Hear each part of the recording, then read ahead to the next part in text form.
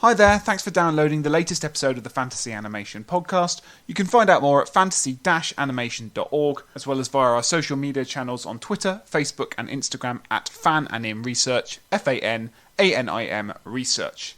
If you like what you see, then please do support the show by subscribing, liking and reviewing the show. A quick written review, 5 stars, would be really, really helpful. It helps make the visibility of the programme even more. It helps us reach more listeners and it helps justify what we're doing to our employers.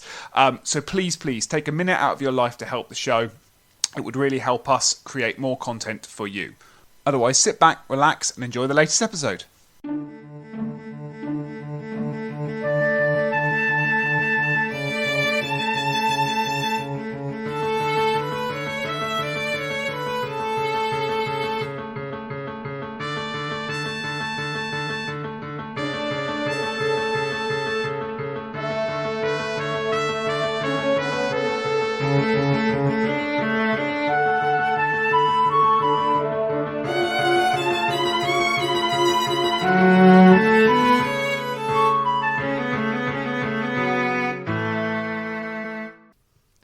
Hi listeners and welcome to the latest episode of the Fantasy Animation Podcast with me, Chris Holliday. And me, Alex Sargent. We are back doing live action Disney remakes. Alex, we're doing the recent 2019 adaptation of Dumbo. So Tim Burton, also a filmmaker we've done a couple of films of. We've done Beetlejuice, we've done Corpse Bride, Charlie and the Chocolate Factory. So we're returning to his work. We're thinking about Disney, we're thinking about adaptation. I've got kind of loads of questions about sort of live action, this sort of trend, I guess, of live action remakes and the role of animation within that maybe dovetails with some of our discussions that we've had about kind of photorealism. And I think the notion of spectacle as well. Like I'm fascinated by this movie. I was saying just before we started, I'm sort of convinced I haven't seen the original Dumbo, but there we go. I'm sort of fascinated about what the film is saying about artificiality versus photography, and what it means to be a spectacle. So and I think that the narrative of the film feeds quite nicely into maybe how the film was received as a quote unquote live action remake. I'm doing a lot of air quotes when I say live action, which we will unpack. So yes, anything about a flying elephant fantasy? Yeah. I mean, a lot of your words you just said are on my piece of paper. Spectacle, the sort of rendering of anthropomorphic characters and anthropomorphism, different fantasies throughout the age, all this kind of fun stuff. And as your co-host for all this time, I can say you've almost certainly not seen the original Dumbo because you've not seen anything. It's classic and beloved. So we can talk about that too.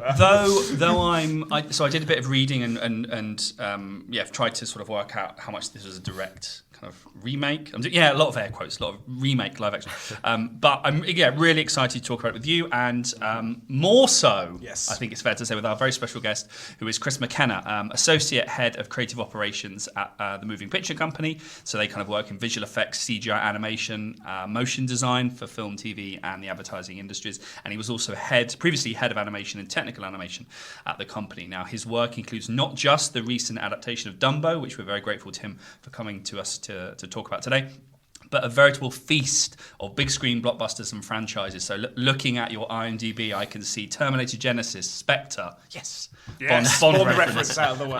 Pirates of the Caribbean, Salazar's Revenge, Transformers: The Last Night, Ad Astra, Chippendale Rescue Rangers, and Disenchanted, as well as, of course, the live-action remakes of Disney's animated classics, so Jungle Book, Lion King, and, of course, Dumbo, amongst many, many others. So, Chris, thank you ever so much for coming to chat with us on the podcast. No, absolutely. Thank you for having me. I feel like we should probably sort out the Chris name.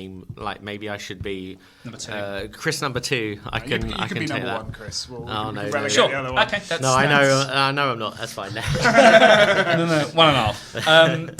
So we as I said, your IMDb is a sort of feast of films that I think we could talk about actually on the podcast and would fit perfectly with some of the stuff that we like to gas on in relation to fantasy and animation. But Dumbo, so lots to talk about, I think, in regards to kind of the production side. For me, the animation aesthetics, this question of live action and reality and photography.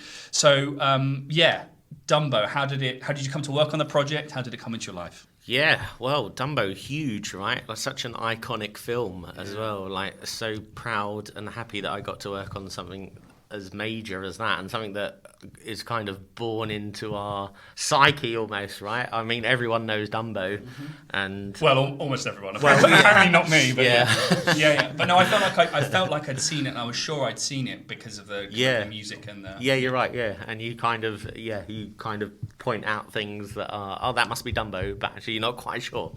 But I mean, I've been at NPC now for a moving picture company. I should probably use the full title. Yeah. For around what is it now, 10 years or so. And lucky enough, obviously, we work with massive Disney projects and hugely exciting things that we get to work on. Really kind of aspirational in terms of, what you want to do as an artist. Like, you're looking at the big league kind of things, like that. The Disney projects, I'm sure, is up there, along with Pixar, Marvel, that sort of stuff. Dumbo was something that I was lucky enough to be involved with as a lead artist initially, and then I moved into like the HOD position during that process, and it was just such an amazing project to be part of. Like, not only was it Dumbo, it was Tim Burton, so we knew that he was going to put something of his own flavour onto that, and it was such an amazing project to be part of. A huge team. Like, as you can imagine, when you're watching all those credits scroll past at the end of the film, it really makes sense of how many people are involved in it. Just so happy to be involved with it, really. So you're the head of department now at the motion picture company. So I was head of department before, and now I've moved up to one above that. So looking after the heads of departments, basically. So we can get to that trajectory towards the end. But so let's start with where you were when Dumbo lands on the desk. Yeah. You were a lead artist. So what does that role entail for those that might not? Yeah, so exactly. So the lead artist in the department that I was in, which is technical animation, which more so in the industry is known as creature effects. Okay. This is already writing things hang down. on. So, because other industry people who've come on the podcast before have often told us the difference between animation and VFX in the industry. It's often about character versus kind of the scenery or things like that. Yeah. Is that... Okay, so to explain it, animation is, and we can talk about that more, of course, but the animation is the performance. So they're the puppeteers. They're the ones that work the strings and make the character move. CFX, or technical animation, as we call it in the moving picture company, is more of like the finishing touches. So it might be like the elephant foot squash, or it might be, in this case, obviously the ears flopping around. Like, that's not an animation, that's a simulation. And right, we're gonna be here a while, John, but that's fine. Yeah, carry on. I should book out the next 5 hours. Yeah.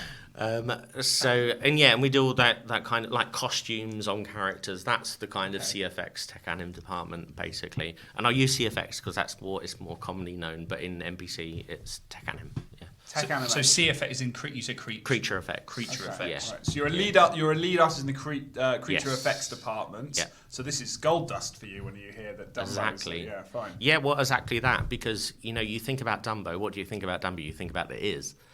And we're literally, in the department I'm in, Tech Anim CFX, we're literally responsible for the ears. So it's like a dream come true when you're seeing this project on the big screen and you're responsible for the way Dumbo's ears look. Right. Like, it's huge and it's massive, and it was a lot of work and a lot of fun at the same time. Okay. Do you join the... So this idea of the film landing on the desk, at what point do you enter into this process? Because I think, when we've spoken to VFX artists and creative practitioners before, the film is a certain way through before you kind of join, and obviously in what you're talking about in relation to the workflow, you've got the finishing touches. So at what point did you enter into this is a Disney film, this is a Tim Burton film, and Disney and Tim Burton themselves have an interesting relationship anyway, going back to the 80s. So it lands on your desk, but how far along is the film? Right. And how do you, I guess, enter into something that maybe have been going on for years or whatever? Yeah. So the normal process, of course, would be that you have animation, they make the character move, and then the CFX department would pick it up and do the finishing touches. Right. However, Dumbo's Dumbo, so he's got these massive ears, of course, and you can't really present animation without his ears moving in the way that they need to realistically move, right? So we were involved very early on, particularly as soon as animation started, effectively, and the animation supervisor was brilliant and the VFX sup was brilliant, and we all got involved early doors to basically say, this is what Dumbo's ears should look like, and we had loads of iterations of how his ears should look like in the first place. I think we ended up on a wet towel was basically our reference, or the key word that kept the key phrase. We need more towel. Yeah, exactly. Okay. And I have a thing about towels, but that's another story. Yeah, that's another podcast. That's a whole other podcast. So yeah, it was basically the idea that we got involved very early on. As soon as animation started, it's not particularly normal, but we got started at the same time as animation to make sure the ears worked and we could present the animation with our tech anim creature effects on top. So if that's an unusual point in the process for you to enter into and to work on and have, I like this idea of, there's the way that we use the terms up in the classroom and and then to hear actual animators and people working in the industry use these terms in totally different ways. That effects mean something very different to maybe this kind of CFX, technical animation, all this kind of stuff. So this is an unusual step for you to work on this project so early. Is that because the film, and I think we need to talk about this in relation to other live action. This is I would say an unusual one in that it's not like The Lion King, because this does have kind of visible human performers, Colin Farrell, Danny DeVito. So is part of the reason that you had to enter into the process early because the animation has to work with live action, because surely characters have to step around and so I'm assuming that the live action portions are filmed, then the animation, and you take over, and you're having to work with the pre-existing material to make sure that you're not in conflict with what's being shot, or am I way off? No, exactly correct. There's two sides to this, right? So we can't present the asset, as it's called within the VFX world, as in the character, effectively. Yeah. We can't present that asset without... I mean, Dumbo's all about his ears, right? Yeah. So we can't present that asset, as it were. I'm doing the air quotes as well. We learned what that was. I didn't. Sick of talking about it, really. Assets, okay, so you're given this asset. We can't present Dumbo without his ears, effectively. Yeah. So... normally, animation would present their stuff. They'd show poses, they'd show, silhouettes that look beautiful and get signed off by the client, whoever that is, Disney, Universal, etc., etc. But with Dumbo, of course, you can't do that without the ears. But we needed to prove that we could also present the ears in a way that was practical and technically correct as well within the pipeline and the workflow of the visual effects industry, right? Mm. So we got involved early on to make sure that we could do that, and what we were presenting, the asset or Dumbo early on, was correct to what we could produce later on in the film as well. When we're talking about finals and post tech anim, CFX, in the lighting world, we could represent that when we're presenting the model effectively. Yeah. Right. Listeners might be a little bit ahead of me, because I'm sure they are, but I'm just a little bit lost. So I want to make sure that those who are with me might get caught up. I'm just struggling to. There's CFX and there's animation. Animation is about the design of the character and how the character looks, and then CFX is adding the finishing touches, as you put. Yep. With Dumbo, it seems like so Dumbo, that means you have to do the ears. So now my brain's going, so ears are finishing touches, but let's not go down there just yet. But obviously you have to work a little bit more hand in hand than perhaps you would normally, or is that not? Normally you might get the asset a bit later in the process than this. Yeah, absolutely. Right. Yeah. So could you give an example, just to make sure I understand the distinction between what you would normally be working on, of how this would normally work, maybe on another project or whatever? Yeah. So, that makes sense. So, Jungle Book, for example, which is probably what stemmed us getting Dumbo in the first place. Like we did, personally, I think we did such a great achievement on the Jungle Book, and it was a good example of what we could achieve in a character environment, and we have become this character specialist studio. So that obviously instilled the confidence that we could deliver Dumbo, because we've got these real life elements. Maybe we can talk about that in a minute, but not totally real life, of course. Yeah, I'd love to. But, so we basically were tech anim generally would be fixing animation. Maybe they don't have time to really put the foot above the ground, so tech anim would come in and make sure the contact's correct. Also add like the bulge around the feet, for example, to make sure it looks like it has contact. And then the cloth simulation, the simulation stuff on top of that as well. So Tech Anim, I keep saying Tech Anim, I should say CFX, because that's what it's commonly known as. But that's not how you guys refer to it. No, exactly. Right, okay, yeah. I get it. So that would involve skin stuff, so belly jiggle as well. Like we get a first pass on rigging, but Tech Anim would refine it if it was needed. But also the cloth simulation, so costumes, any flags, tablecloths. Cloth is such a generic term, it can actually mean, and it could even mean like car dents and stuff like that, We're bordering into effects and stuff like that, but it's a similar sort of thing. And then fur simulation as well on top of that. Okay, so to ask what I hope will be one of my favourite questions I ever have asked on the podcast, which is, so the purpose you get a different department to get the bear's tummy to jiggle is it mainly a labour and resource thing where like the animators can then get on with the next slightly more kind of conceptual project whilst you guys, or is it about different? Do you use different software to do it? Is it like, why make that distinction? So as of now, we are using different software actually, but what it fundamentally comes down to is that we need to present our assets or our models to the client before it goes further down the pipeline, because we can't afford, to send it all the way down the pipeline and then to present it for them to say no, and then for it to go all the way back through the pipeline, basically. So they do a basic version of what say a tummy jiggle would look like, for example, and then Tech Anim would pick it up and make the final picture jiggle that you see on the big screen. Okay, cool. Okay, but with Dumbo, so to ask perhaps a stupid question, why would Dumbo's ears not just be given to the animators then? So that's exactly what we did. So we put a maybe contradictory, hopefully not in terms of what I've already said, but we did a very basic ear simulation on Dumbo for the animators to use, and then Tech Anim TFX would pick it up to do the final ear simulation. So what that kind of top and tail then? Exactly, yeah. Okay. So what the massive benefit of that was the fact that animation could sign off the silhouettes and the performance and make it look how it needs to look.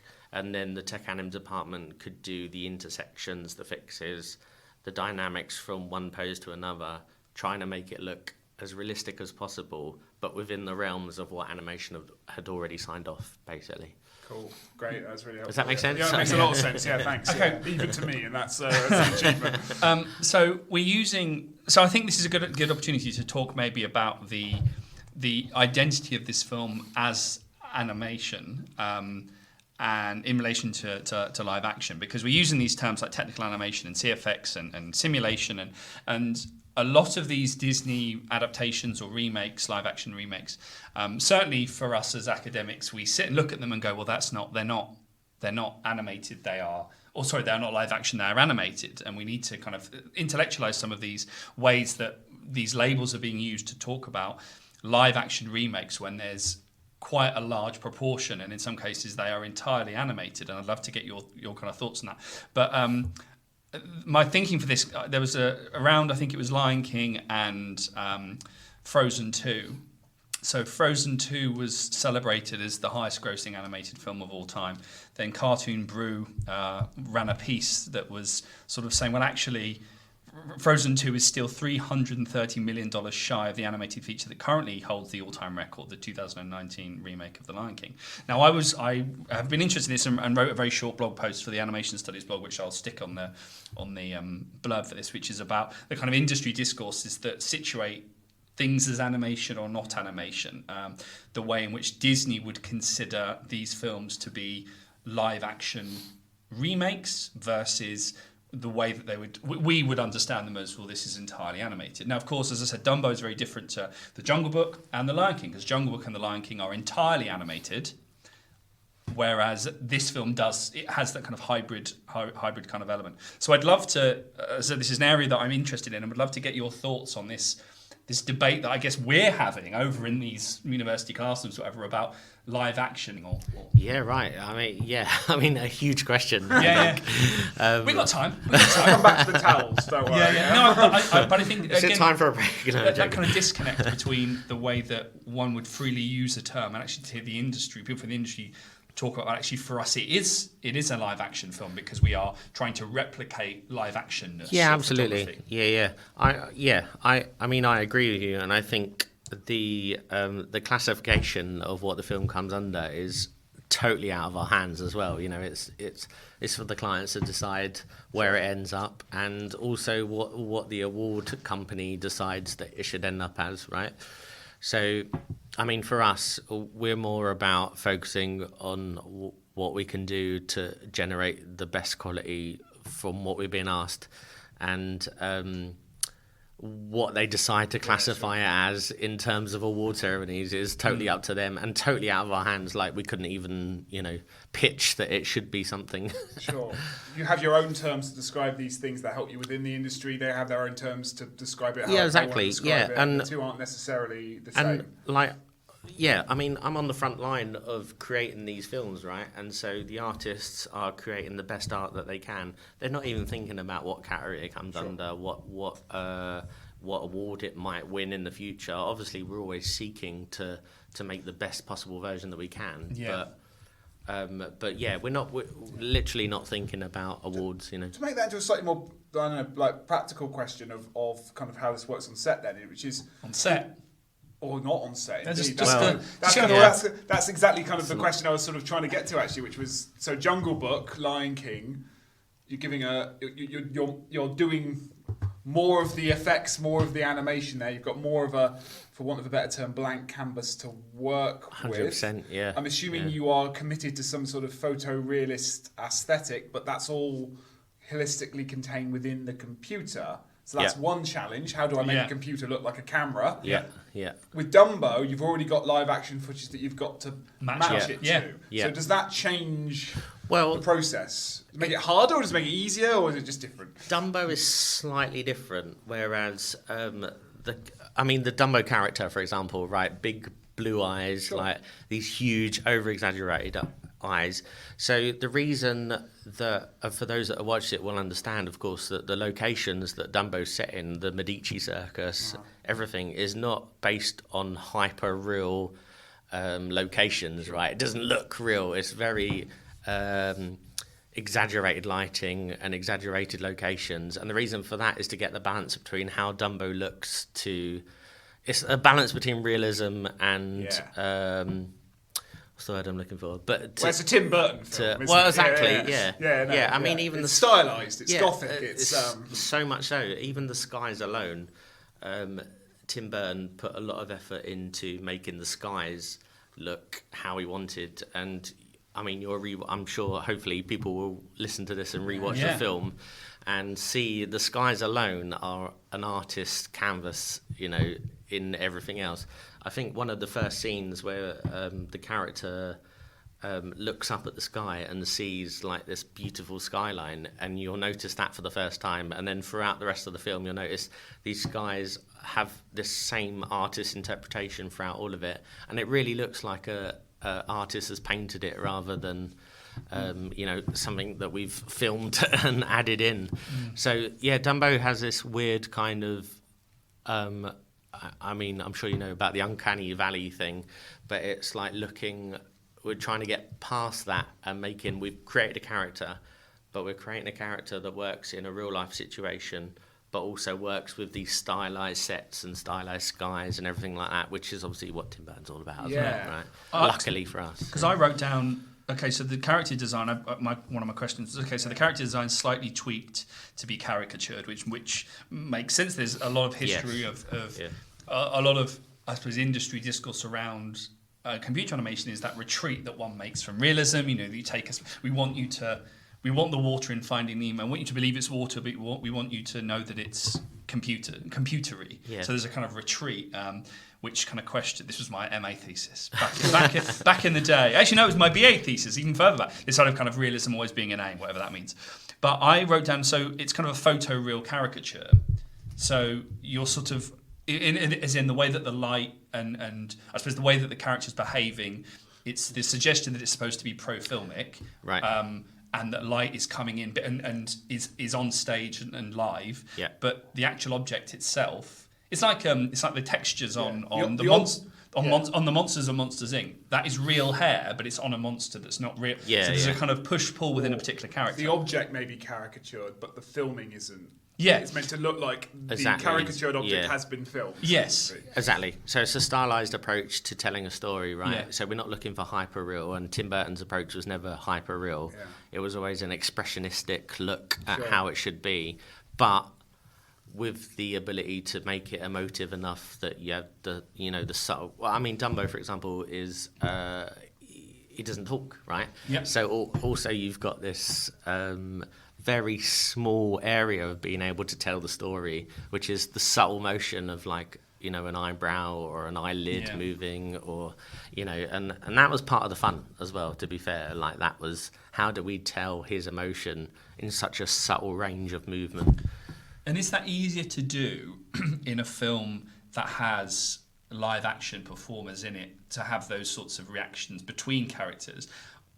Is it easier to do in a film like that, or in something like The Lion King or The Jungle Book, where because it is entirely animated in this sort of photoreal way, and it's trying to look like a live action film? So actually, this notion of it being a live action remake is not true, because live action is present. It's just present in the style of the film itself. It's trying to mimic lens-based media. So it is a live-action remake, but it's an animated live-action remake. Yeah, right. I've been thinking about this a lot, Alex. Thinking about this a lot. You should write some of this down. I will. It's all right, I've got it on record.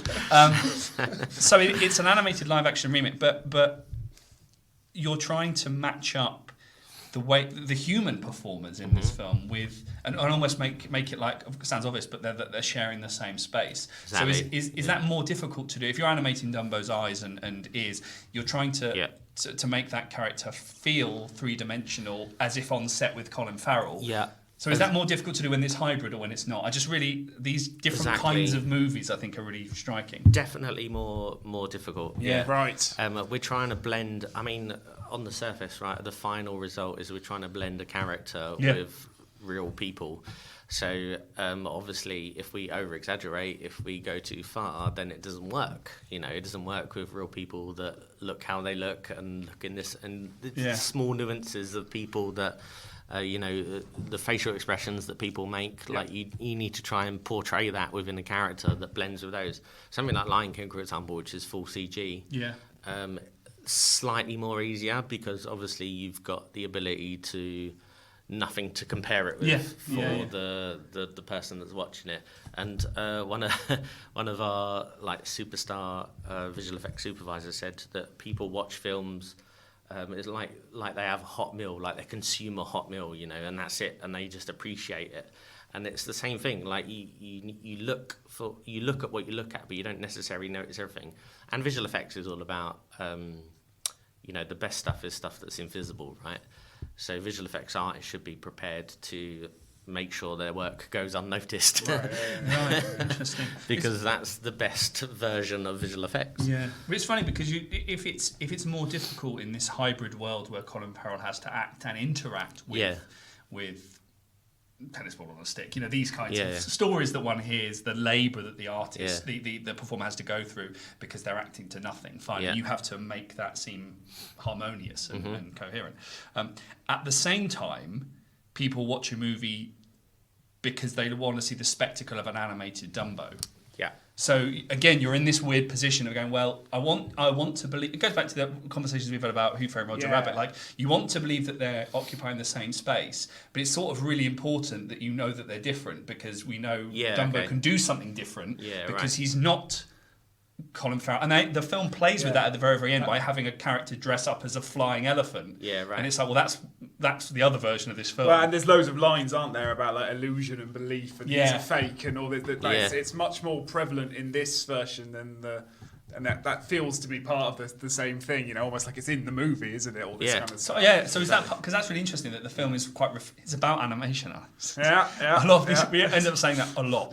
If there's a podcast bingo game, that's on there. But this seems quite reflexive about what people will pay money to see and not to see. And for a Disney film, it's also weirdly interested in corporate greed, but that's also just an interesting way of thinking about how the film's narrative is set up.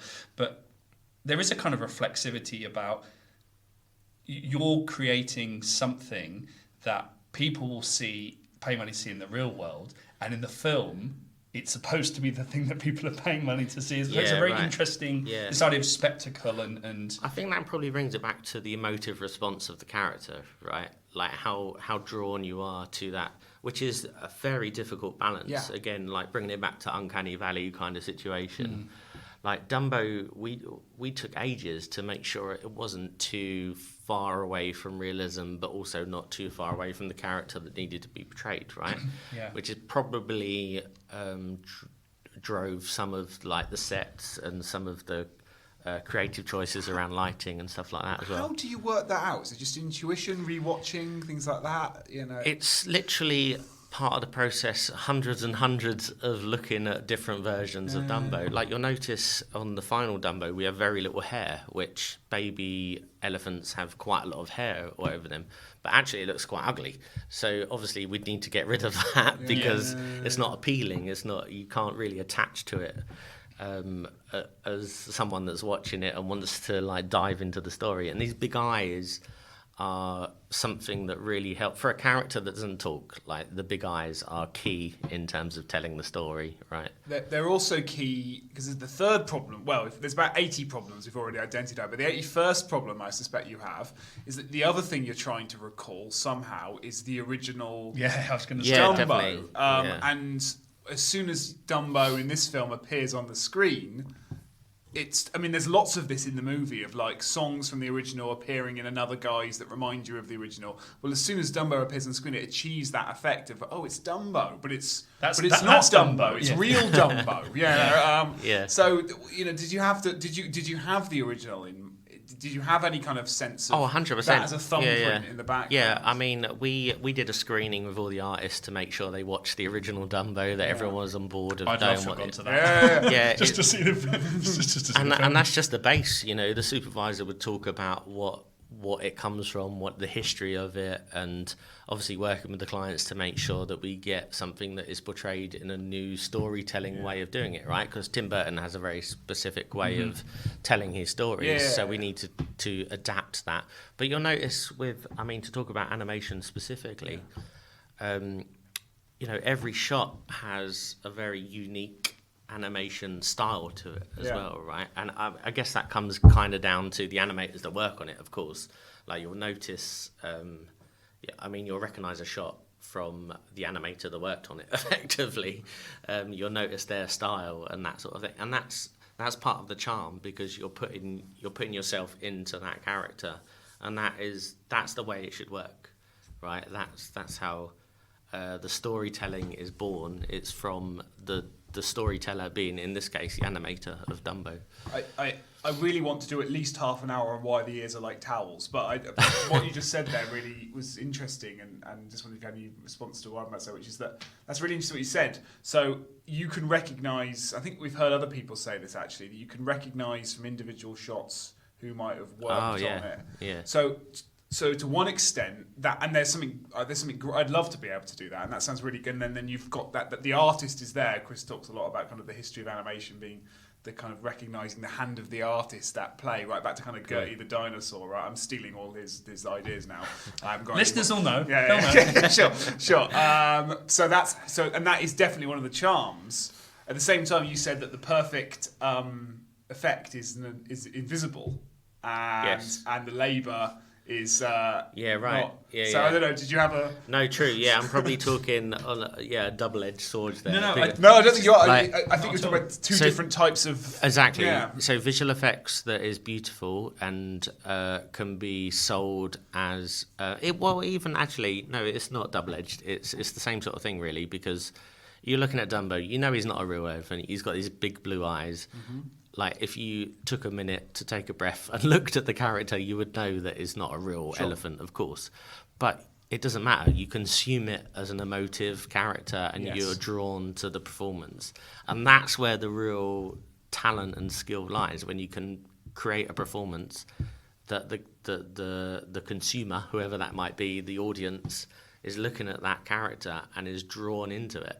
and is forgetting that it's a CGI character that's on the screen, is forgetting that it looks maybe slightly weird compared to these people, or doesn't quite fit into, but you're drawn to the performance. And that is the real talent of a visual effects artist, when you can, maybe it doesn't look real, maybe it's not a real character like a dragon or whatever, but you're drawn into that performance. That sounds really interesting, because I talk a lot about fantasies being balancing acts between kind of things being too far-fetched and not. So it's got to be believable enough to give some, to care enough about engaging with these pixels on the screen. Exactly. But you also need to kind of, but what a beautiful design. There's that kind of, the two things have to go hand in hand. And it's seesawing. Yeah. It's also the technical aspect of it, though. Like, we shouldn't ignore that. Because you know, so Dumbo, for example, Dumbo's mum. Sure. So we created a new tool that would enable realistic elephant skin, which we were considered to never have been done before in any other studio. And we're talking about 18 million polygons, for example, which, as I'm sure we know, Maya, all these software that we use can't show that. Like, the software's not up to being able to show it. So we had to develop a way to create realistic looking skin that would also work within a technical pipeline. And that was a big part of what Tim Burton, I think, wanted as well, but also us as a studio. We wanted to make sure that we were upping a level of what was realism, even if the characters weren't exactly based on realism, a bit caricatured. We wanted to make sure that the control we had over realism, for example, the elephant skin, was something that we could really focus on and make new tools. And I mean, literally 18 million polygons. I'm sure anyone listening would understand that you can't really see that on a computer unless you have some sort of NASA-based computer. Just as the Luddite, what would a typical bit of software have into, like, is a polygon would be the sort of the how much data or how much how rendered, or I don't know what the right term is. Exactly, how high quality the image is. So we might be looking at like 5 million polygons and like send that off to get rendered, but we had to invent a way that we could see high resolution elephant skin, which, by the way, is insane. Like, I don't know if you've ever looked at elephant skin, but the crisscrossing of wrinkles, like, we needed to find a way to make that as realistic as possible. And hopefully look back at the film, look at Mrs. Jumbo in particular, when she's coming down the ramp, you'll see those wrinkles, and it's not displacement maps, it is high resolution topology, basically. Just on a sort of, film theory tangent before we get back to ears as towels, unless Chris, there's a lot of kind of discussion in film theory at the moment about kind of one of the ways in films can make you feel connected to the reality on screen is their ability. We talk about visuals, but actually films kind of you can almost think of films as bodies, or you can touch. It's a bodily experience, and the film, the skin of the film. Yep. Well, I've never thought about it, but that moment when you see Dumbo, it's Dumbo. It's the Dumbo you've got in your brain, but in real elephant skin. So I think that achievement's definitely there on the screen. It helps so much to make it feel like an object that can be touched, as opposed to exactly. Dumbo, the original Dumbo makes you cry, but I'm not sure you feel like you can touch this elephant in the same way. And that sequence where Dumbo goes up to his mum, Mrs. Jumbo, and they do the trunk entwining, and you've got that song playing, baby. It's a beautiful moment, and at the same time, it's a lot of pressure to make sure that it gives the same response as the original as well. Sure, must be. Before we get to the plot, I just this thing about the kind of technology setting the parameters. I think a lot of, certainly the early writing on computer animation and within the Hollywood context was about pushing away from technological determinist narratives and sort of saying, and Julia Moscovitz wrote an article in about 2001 for Screen, which is essentially began with a story about two astronomers using the same telescope, but the drawings that they produced of the sky were very different, and people were thinking, well, they must be using different equipment. No, they're using the same equipment, but the role of the artist in this. So it feels like each one tries to push away from the technology setting the parameters of representation and talking about the craft of animation, because we worry about the computer taking over. So we use terms like computer animated rather than computer generated, because obviously we're living in a world of AI and so forth. But it seems like actually there is a technological deterministic element to this, and we read a lot, I think, in the Pixar context of the render farms and all these big. We need the technology. We want to do this thing, but the technology needs to match up to it. So it seems like we shouldn't really get rid of these technological deterministic narratives too hastily. We should actually think more concretely about how you are in this kind of creative bargain with the technology, and again, reading a lot about companies that have to come up with their own things to solve a problem. Technology is absolutely entwined with these things. So it just made me think when you were talking about kind of the need to come up with these programs. Yeah, totally. I mean, we couldn't produce the films that clients are coming to us now without thinking outside the box and developing the technology. I mean, the way the world is right now, right, is like quicker and cheaper. Yeah. So, I mean, that's always been the way that we work, of course, as well, right? Because we're a vendor at the end of the day, and we deliver films to clients like Disney, Universal, etc., etc. But that is not going to. It still has a massive fight clenching thing with the creativity, right? The supervisors, the directors. I mean, directors are obviously super aware of the budget constraints and the schedule, of course, but fundamentally on the surface and on the front line, animators are creatives, and as we all know, like artwork, music, it's never finished, right? It takes a very knowledgeable, experienced artist to say, I'm not going to work on this anymore because it's going to get worse, or because I'm done and that's what they want. So there's this constant battle to make sure that you've produced the work that you want to produce as a creative, but you don't overproduce it, that it becomes damaging to what it is we're trying to deliver, basically. And creativity as well is like, fundamentally, it's an extension of passion, right? Like, you're not creative without passion, effectively, and that's what drives it forward. And if you're passionate about something, you always want to carry on and do more and more and more. Yeah. But you're creative, but you're at the same time you're engineers, you're researchers. Exactly, It must be a difficult balancing act between right, I think I've got the solution. We'll be able to create good elephant skin. We just need to invent an entirely new piece of software. Exactly. So give me X amount of money in this amount of time, and crack that'll on. be fine. Yeah. I can imagine that requires a bit of, will that work? And can we not, Exactly. It's a bit of trust. When do you do it and when you don't? No, totally. Yeah. It's like us as a company, we are always driving to do better and better every time as well. So we're always looking for that next step.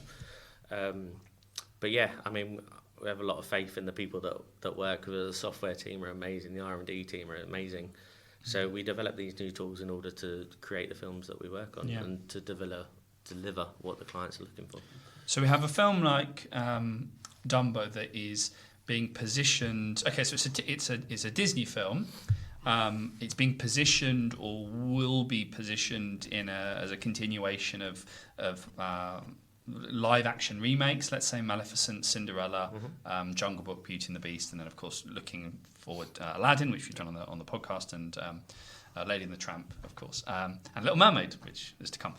So it's one of those. It's that genealogy. It's also got a hark back to the original cartoon in some ways, so that we go, that's Dumbo, as I know the character and I see what they've done with the character. It's also got Tim Burton things. So there's lots of, and it's both an animated and it's also kind of live action. But it's also, I wrote down, it feels like Octopussy, but we could talk about the role of the circus at the end of Octopussy. But it feels like The Greatest Showman and Mary Poppins Returns came out in the year before this film. Yeah. And it's something, I don't know whether it's the use of, I don't know whether it's the circus, fine, but it's something around Mary Poppins Returns and Dumbo coming out. I don't know, this nostalgia we have for certain kinds of... I don't know what I mean. I think it's the circus in kind of modern life. And the role of entertainment and performance, and both of the films talk about performance when they talk about, and they reflexively talk about performance and spectacle, but they do so through kind of an interesting distinction between animation and photography. And what really struck me about the end of Dumbo was, I think it's the girl is, or that they're screening a film at the end. So at the end, the camera goes into one of the tents, and they're playing like a movie, like a film of Dumbo, but it's supposed to be like photography, like an early Muybridge or something like that. And this film is set in 1919, so it's not. It's 20, 30 years, whatever, max after moving images. But I thought that was a really interesting way of... The film is reflexively acknowledging this idea of spectacle and digital spectacle by talking about the spectacle of a flying elephant. Forgot the word there, elephant. Then at the very, very end of the film, when the film plays with our expectations of the character in captivity and actually says, Danny DeVito says, well, welcome to see our flying elephant. And it's not really a flying elephant, it's a guy out of a cannon or whatever, but dressed as an elephant, which is a nice way of thinking about the ethics of their particular show. And then the camera moves into a room, and I think it's the two children, maybe it's just the girl, Nico Parker, is filming with a projection, and it's got this image of this sort of fake... And I was thinking, that's really interesting, that the film is making a distinction between photography and truth, so I just wondered if any of this is sort of ringing any I don't know. There's a reflexivity and a smartness to the film about what we think of the nature of spectacle, and there's also references. There's an anticipation of mid-century modernism with all these kind of kitchen gadgets and things. So it's very interested in technology and technologies of representation and things. Well, just to sort of add an addendum, and then I'd love to hear your thoughts, Chris, on it. There's that. It's very a weird practice making an animated elephant, isn't it? Because there's no, it's like almost like that end of the film where it kind of there's like no elephants were harmed in the making of this film, right?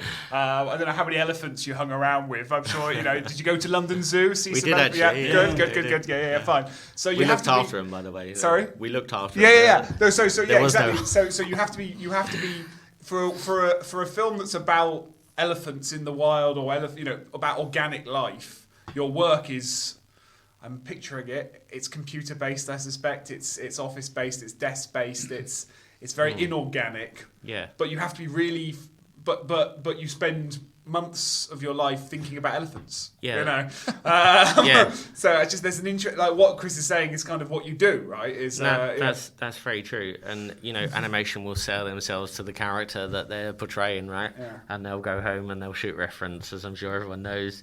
And that's why we see their performance within the character. It's the same as tech anim as well. It's the same as creature effects. Like we don't just we don't know how an elephant foot crushes on the ground, and the bulges, and we will do the reference and sell that. What sort of references did you?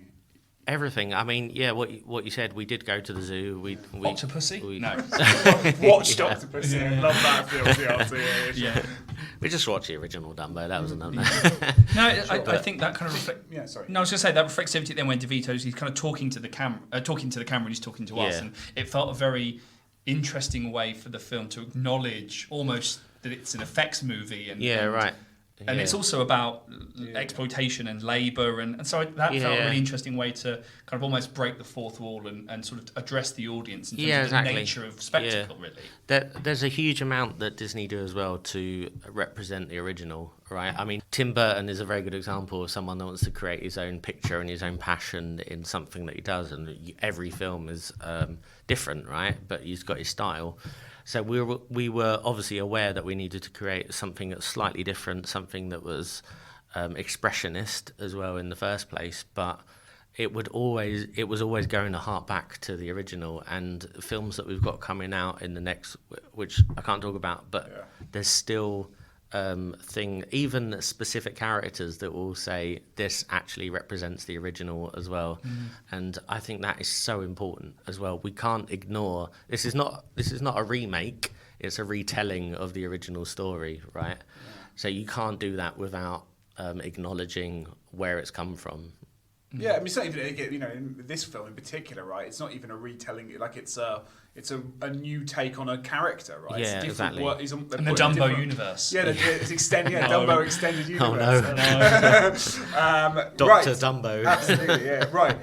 Maybe talk about ears now because I've teased it too much. Right, so the main job you've got is to make these ears and to make them. Yes. I again, within all these worlds, bit realistic, bit like the original, bit like stylized thing like that. Yeah. Should we start with what before the creature starts flying? What do you do? Right, we're going to make the ears. Day one, what happens? Yeah, perfect question. Yeah. So obviously it looks realish enough that we have to represent physical physics.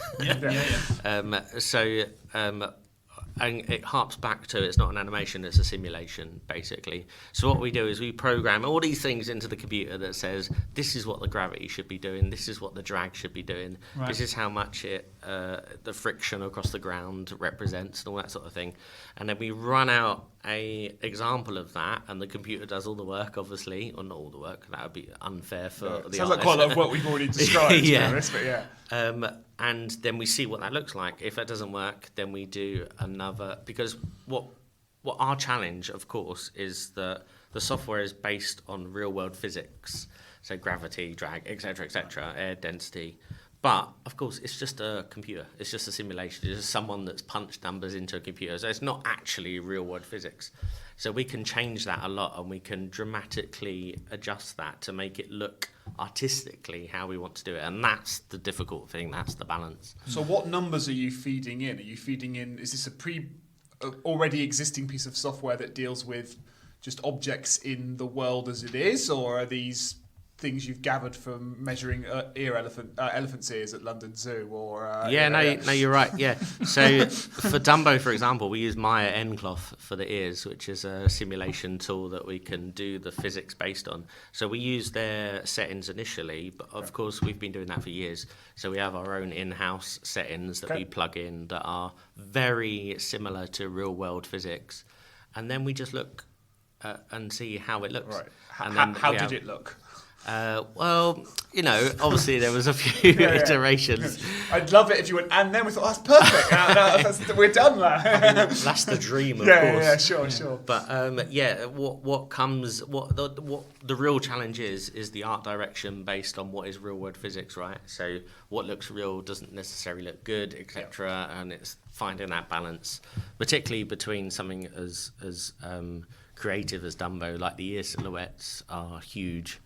Right, like, I'm sure you can imagine, like just the shape of the outer ear, which is so difficult to get in a simulation, has to be tweaked and has to be sculpted post simulation as well to make sure it looks to what looks good, not just real in real life, but what looks good creatively. What were some of the issues you were having then? Were there bits of ears flying off in the water? Well, it's basically that. It's just that in physics, the ear would obviously drop and it would collide across the ground, but that doesn't necessarily look great as a silhouette. So in some of the shots where Dumbo's like close up, for example, you might want to adjust the ear so it's a bit more rounded and a bit more flowing and a bit more, creative looking. So it's that always that balance between physics and reality, which is, I guess, is what creativity is. Yeah. Well, I've heard that kind of this kind of realism plus. So in Toy Story, sort of slightly, I think, shrinking the height of the door handles and increasing the skirting boards, just to give it a little bit more something, dynamism. I don't know what that word is, but something that is real enough, but there is a sort of pushing against something. Yeah, exactly. Well, a very good example of that is Dumbo when he's in flight. We enlarge the ears a little bit in order to make it look closer to being physically possible that his ears could lift him off the ground effectively. And some of the hardest animation shots were, of course, the takeoff, where you've got these draggy ears and then suddenly you've got to try and bring them into like real world taking off, basically saying F you to gravity. Is this a process you're doing scene by scene, or do you feed it into the whole movie and watch it and see what happens? Or no, so we have a long process of animation tests to make it to like takeoffs and flying and static and idle and all that sort of thing to make sure it's something that the director's looking for as well. Did you do it?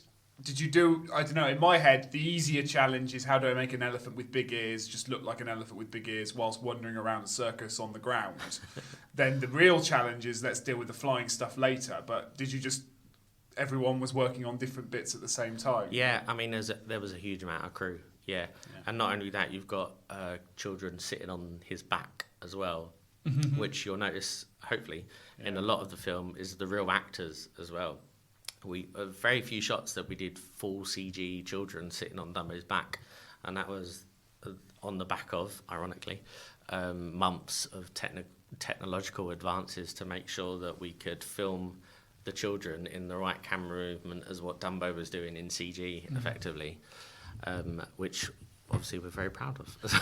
So you have to have some involvement in the live action. Oh, absolutely. Filmmaking. Yeah. This is the thing. Like this again. This is. So when do they put? Yeah. Sorry. Go on. No, I was going to say, because this is where I think the distinction between live action animation isn't so clear cut as we can say, no, it's not a live action film, it's an animated film. I can see why people would say that, because in The Lion King, yeah, okay, fine, 120 minutes is completely CG. I think you said it's completely CG. But Jungle Book might be a more interesting example, because Jungle Book is mainly CG, but there's almost always one live action asset, right? Which is the boy, which is Mowgli. Yeah. Right? So you're trying to get involved with the live action aesthetic in some form, either to complement it or to replicate it by creating. And of course, we haven't really talked about Colin Farrell's missing arm either. So there's lots of ways where you're really having to engage with the live actionness of the film, and change the way it's filmed, literally. Yeah. And I think what you're saying is correct, is complementing the live action stuff. I think that's quite a good key word, because you can't, right? I mean, it's not real. Like, we have to find a way to complement it, to blend it together. I think that's the key, and that's a very difficult process. And that takes ages. So when did towels come into this process? Oh, don't. Relive the trauma. I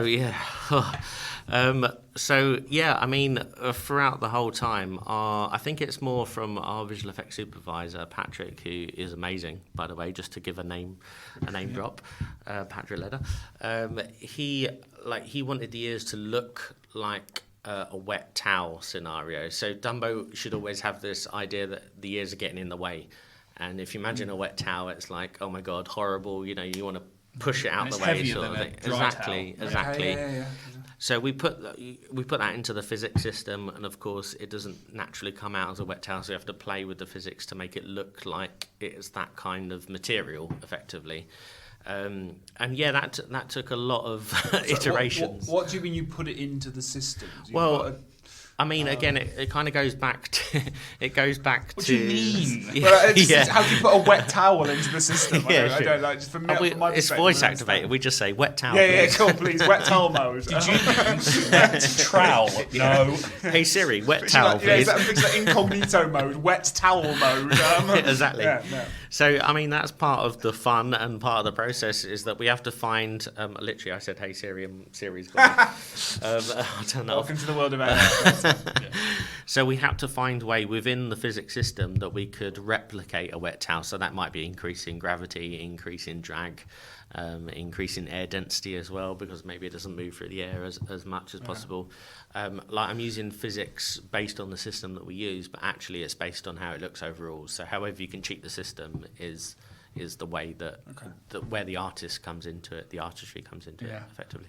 I'd like to talk about the pink elephants. Yes. Because the interesting thing about the pink elephants from the original film is that it's a moment. So Mark Langer has written an article about Disney regionalism that says even in the classic Disney sort of hyper-real, formulaic films from the 30s, let's say up to the early 50s, there are moments that break with the formula. We think of Disney as this formulaic way of seeing the world, and people writing about the Disney hyper-realism. We have a film like Fantasia, which 3 films into the Disney canon absolutely changes the way we should think about. It's not a fairy tale, it's not a princess film. It's a kind of this visualization of music in these quite expressive way. So it already 3 films in says to us that the Disney formula didn't exist and doesn't exist. And when we've spoken to Disney animators before, they've said, we never worked to a formula, whether or not we believe that. But Mark Lang uses the pink elephant sequence in the first Dumbo to say this is a good example of a moment where Disney is breaking from its patterns of representation and doing something, playing with the frame, playing with expressionism, doing things that are slightly different that actually upturn the way we think about the Disney formula. And Langer writes that kind of, if we're saying that there's an East and West Coast style of animation, you have the Disney studios and then you have sort of other studios that are a little bit more anarchic, let's say. This is a moment where, and he says that Dumbo alternates between these two styles. It's both like a Disney film, but it's also like a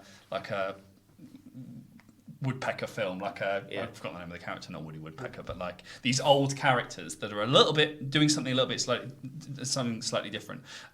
So he talks about this sort of alternating New York and West Coast sequence, and so it is, and so this film, when you talk about cohesiveness and coherence, that bit in the film, it's not the same in the new Dumbo. It's not the same kind of. He's not inebriated. Mm-hmm. It's a moment of fantasy where he's seeing these pink elephants, or he's seeing these bubbles perform as pink elephants. That was the only bit in the film, weirdly, where I thought, it's doing the same sort of. It's trying to break from the realism of the film. I can believe that this is a world in which Dumbo flies, because that's what the laws of the world are. But this is a moment that is serving the same function as in the 1940s, because it's a moment that is absolutely a little bit bonkers and a little bit... Well, it's not supposed to be realistic. No, it's not supposed to be realistic. So that's an interesting moment where you're supposed to notice the animation, because it's not supposed to be invisible or on the level of the diegesis, let's say. It's like an interval. Almost. It is like, but that seems that even with it suggests to me that even in a film like Dumbo, the animation just rises and falls in terms of when we're supposed to see it or we're not supposed to see it. We're not supposed to really notice that he's lost an arm after the beginning. It's just supposed to be something that's about his character. We're supposed to believe that Dumbo occupies the same space, and you're supposed to forget maybe that. And then Dumbo flies, and you go, okay. So it just seems that the animation comes in and out of prominence in really important and interesting ways. And the pink elephant sequence reminded me that it was trying to do the same thing as the pink elephant sequence from the original. This was supposed to be a break from the laws of the world. If that makes sense. No, that's a brilliant review of that sequence. Just to maybe not help with this conversation is we didn't work on that. But it seemed that was another vendor. But I understand what you're saying. So you're complementing the work of live action footage, but are you also having to complement or not complement the work of other vendors, presumably? Oh yeah, 100%. Yeah, and that's where obviously the supervisors come into town, right? And they're the ones that can kind of sew everything together. And it doesn't always work, but also, I mean, that's a very good example, the pink elephant sequence, of like being able to throw yourself into it as an animator, right? As a creative as well. Like being able to work on something like that is, it's really throwing yourself into it, as long as you're referencing back to the original, of course. It's so important. Like that. I mean, that's probably one of. Sorry to interrupt. No, please interrupt. That's probably one of the iconic moments of the original that those of us who will know it will know, right? Absolutely. The pink elephant sequence. But and it must be for those that do work, it must be freeing, because you're talking a lot about the concerns of keeping things grounded, literally, in sort of gravity, and that's a kind of moment where you're like, well, let's really play with the other extreme of these settings, and let's see where we can take this. I would say a similar, or maybe not similar, at least an interesting balancing act is the moments where you're trying to get the elephant to fly. Right? 100%, how on earth do you create a realistic depiction very good. of a cartoon elephant in a real elephant skin flying around in a circus? I mean, that is a massive part of the film, right? As a creative company, like, how do we do that? How do we make it look real enough but also physically impossible that it could do something like that? And our animation team had I think it's fair enough to say that you'd struggle to find a way to do that in any character. No, right? and also, like, if you really think, like, how would you do it? Well, probably, I don't know, would they be flapping, or would they be like, like, if you start worrying about it too much, you almost don't let the audience do some of the work. Exactly, there yeah. bit, right? And what I always say to artists as well is that, like, they're always kind of waiting for inspiration and like waiting for, oh, maybe you should do it like this. Let's have a meeting. Let's talk about this. But actually, no, just get on and do it. Just move the ears, see what it looks like. And inspiration comes from the work that you do. Yeah. You know, I'm sure they're not my words, but it comes from like getting involved and doing what you need to do, and then from that inspiration comes, right? And the flying of Dumbo was it was insane. Of course, there was lots of stuff that we needed to try out, and lots of stuff that, even to the point of like, how would the blood flow work in the ears? How would he go from droopy wet towel ears into like erect flying ears, something big enough that could take him off the ground as well, and all that sort of thing.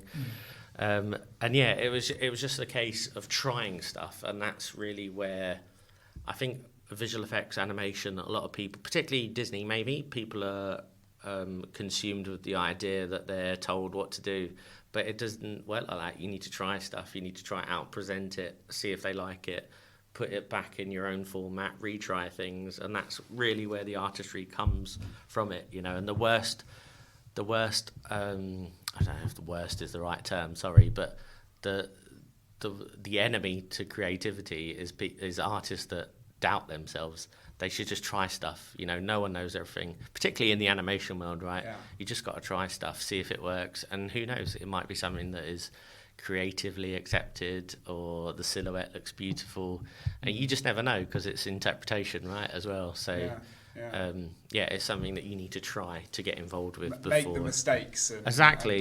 And that's good advice. You can't. Like, you can do things in black and white, you can do the maths, you can run the numbers, but you can't progress without creativity, right? You can't go further without thinking outside the box. So you just have to get involved, do it, and see what happens. So give me a couple of what you tried, what worked, what didn't, and what you ultimately ended up as the solution. Then. Oh, deep. Okay. Yeah. Well, what's some of the like? we went this way. Well, I mean, Dumbo's a very good example. We tried to do the flappy ear look initially, and it was horrible. It looked like maybe it was a bit more physically real, but it didn't. It looked horrible, particularly on that mass and that, you know, that giant character. So we looked at manta rays, for example, they're basically swimming through, they're flying through the sea effectively. So really good examples of something that was, you know, similar enough to what we needed to look at. But yeah, there's been loads of examples. How long did it take you, sort of, you know, as a team to get there? Yeah, I mean, we're talking months. Yeah. I mean, we have to do model updates, bigger ears, smaller ears, animation updates, tech anim, CFX updates to get the follow through on the tip of the ears and all that sort of stuff. It takes a long time, and I mean, obviously with Dumbo, they're obsessed with the silhouette of the ears as well, how it looks as a picture. So we had to make sure that we could do that technically as well. Lots of time. And could you articulate what the solution, what you end up deciding to do, or was it just like I don't know how we got there, but we got there kind of moment? Serendipity sort of thing. Yeah, it's a bit of both, to be honest. Yeah, we present a lot of stuff, and it comes back to, I think, as an artist as well, you have to be prepared to throw your work away, you know. You have to be ready to say, oh, that was beautiful, but actually they don't want it, so I'm going to work on something else. And that's part of the challenge of being an artist as well. But yeah, it takes a long time, because, I mean, fundamentally, you show a director what you want. The director shows their kids. The kids are in the kitchen whilst the director's looking at it, and they have a comment. So, you know, it's that kind of creative atmosphere. But that's part of the fun as well. Like, you're not stuck on creating a result. You're stuck on creating things rather than one thing. Sure. I feel like, I mean, we're getting close to time, but normally I think at the end or towards when we tend to ask if there's like a particular shot or scene or bit of that you're really kind of proud of, or that there's a bit where you're like, that took us ages and we're really happy with the could be something that we're supposed to notice or something that we're not supposed to notice, but and some people kind of go because they agonized over it for ages, or that it came together really quickly. So is there anything in the film that you're like, actually that's the bit that sort of sticks out as a favorite? Right. Cool, good question. So obviously my area of interest, if you like, was tech anim, the CFX, the ears, which ironically, is not maybe the massive bit that I'm particularly focused on. But when Dumbo is painted up as a clown, and he's got that, I found that quite. Yeah, no, same. Yeah, it's a that was bit where edgy. the film was at its most octopusy. Yeah, no, I agree. I agree, and the thing about that makeup as well is it draws you towards the eyes.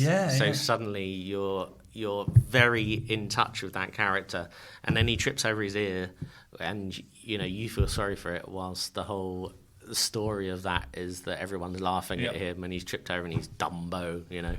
But that for me, like I spent quite a while to make sure the ear looked like it got tripped over properly and all that sort of stuff. And that we took a long time on that. And yeah, with the makeup, everything combined, it's not just about that. It's about the lighting. It's about the animation. It's about the story as well. And that for me was like a big moment in that film that I really liked. That's when he becomes Dumbo. Exactly. And so it's such an emotive moment. Like for me, it's all about the emotion. It's not about beautiful. I don't even like films. What am I? I'm joking. If you think we're cutting that out, you're sorely mistaken. Interesting. No, it's just that emotive moment, when you can almost. And this is what happened. I was at the premiere, and I was not watching that shot. I was watching around at everyone else watching that scene, and that is such a beautiful moment. And that's such a lovely thing to be part of. And that for me is why I work on film. Cool. What a great. I feel like I've had a really great snapshot of life in 2018, I suspect. When 19-ish, something like that. So you've changed roles now. Yes. So what's your role now at the company? So I'll let you know when I figure it out. Right, okay. No, I'm joking. It's so basically I was HOD of Tech Anim CFX. I looked after animation for a little bit as well, and now I'm basically one above HOD, so I look after the HODs. I come up with, hopefully, with creative solutions that can help to deliver projects, basically. So it's a bit more managerial, but I'm still very hands-on, and I'm still opening Maya and Houdini, so I'm happy about that as well. Okay, cool. Terrific. And we won't ask you to talk about future projects because you can't. So people can Google what your company's up to next, and looks like there's some exciting stuff in the slate. So best of luck with all of them. I'm sure they've all had their own challenges and things like that, and we're looking forward to seeing. But then they'll be out, and you can watch everyone. Watch Everyone watch it very soon. I'm sure. Wonderful. Cool. Thank you. Well, thanks so much for coming on the thank podcast. you. It's been very much appreciated. We're gonna listeners will and Chris will just keep it for a few more minutes, and we'll make sure we do something on the next footnote about ways to sort of think about getting into the industry if they're interested, and we'll have a quick chat about that. But for now, thank you so much for talking about Dumbo with us. Cool, thank you for having me. You can follow us at fantasy-animation.org, where you can find our blog and podcast archive, where you can find some other live action remakes, some Tim Burton films, things like that. You can follow us on Twitter, Facebook and Instagram at FanAnim Research, FANANIM Research, and you can also use that handle FANANIM Research at gmail.com to suggest episode suggestions for future footnote episodes. Wonderful. I said the word episodes and suggests far too many times there, but that's... But suggest an episode. But suggest an episode, but please do. Otherwise, that's been us for another week, and we'll see you next time. Bye.